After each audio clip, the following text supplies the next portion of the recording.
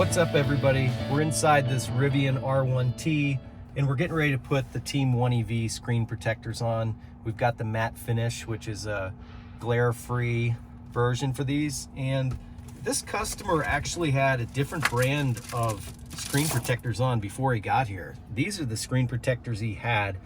It's kind of odd they have this black outline. Not really sure what the point of that was, but he could see the screen protector when it was installed because this actually has a little edge to it. And that black edge really doesn't do anything. So he was happy to pull those off.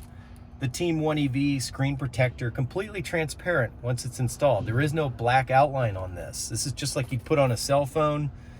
This is going to go on here. It's going to be glare-free, completely transparent. You will not be able to see this when this is installed. So again, this is what we pulled off. Not really sure what the point of the black outlines were, and this is what we're putting on.